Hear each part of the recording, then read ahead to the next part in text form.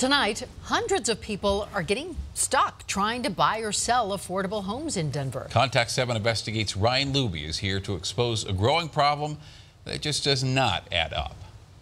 No matter who you are, owning a home is a rite of passage. Here in Denver, we added our own personal touch to it. You find ownership that's affordable in places like Stapleton with people like Gary Gibson. Somehow on Facebook, this property popped up. Who qualified for his first ever dream home here when single, with little debt and a low income. I was right underneath that. Who purchased it in 2016 at $231,000, a fraction of what it typically sells for, thanks to Denver's Inclusionary Housing Ordinance. I was a bartender, which I still do currently. And you were renting for a long time? Ever since college, yeah. It all made sense to buy, but what does not make sense is how much Gary is struggling to sell. How would you characterize where you are today?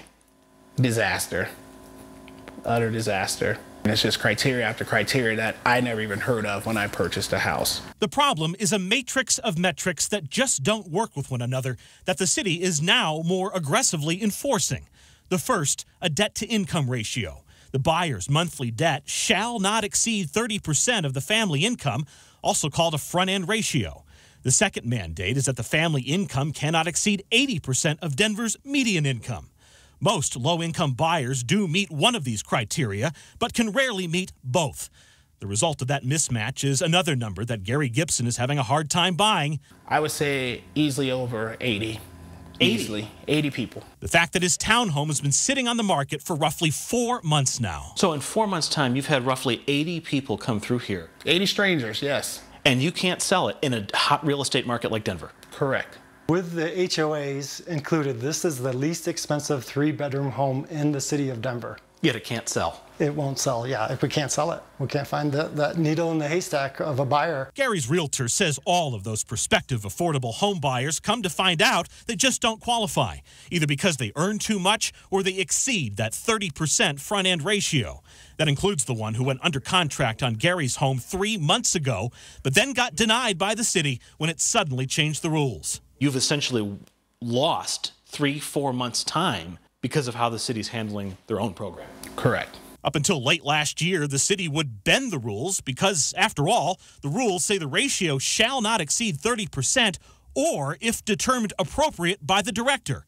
But there's a new director in town. Is that working pretty well?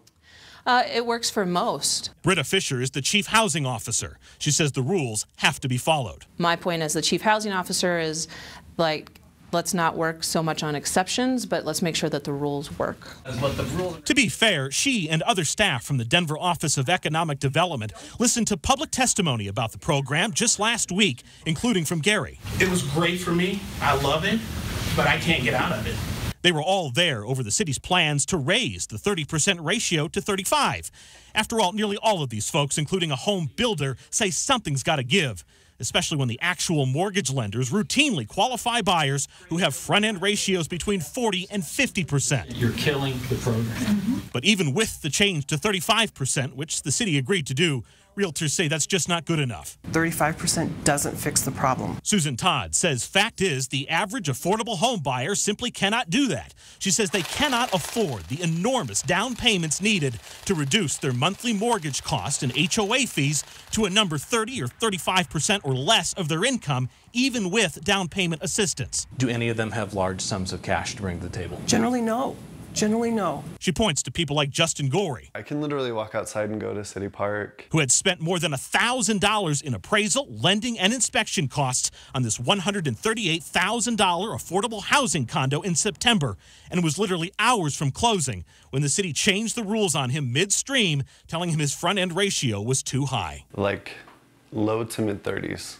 So just above the 30% threshold. The solution, a larger $30,000 down payment to bring down the ratio, but he had to get it as a gift from his parents in Texas, who had to take out a loan to do that. Had they not, Justin and his seller would have both been stuck. So it's just frustrating that it's wasting a lot of people's time, a lot of people's money. It's just, it doesn't make any sense. And Gary is stuck with his townhome still on the market. Leave your card so people will know that we're not just making this stuff up. Even worse, he and his new wife and baby are about to close on a new home they're building in Green Valley Ranch next week. The down payment from this sale was contingent on our new house. So now we don't have the $50,000 that we were hoping to have from this house to put towards the new house. So therefore now we're having to draw from our 401k. Are you serious? Correct. They technically don't even qualify for affordable housing anymore, yet soon they'll be paying 2 mortgages on 2 homes because of a program that simply won't let go. I don't need this program anymore. I'm well above the threshold. It's provided for me. Let me give it back to you. Now, even with a change in the front-end ratio to 35%, a Metro home builder who develops affordable homes told us, "I'm done." He's concerned the affordable homes will be nearly impossible to sell under the city's current enforcement procedures. You can be sure we're taking all of these concerns straight up the chain. Stay tuned. I'm Ryan Luby. Contact 7 Investigates.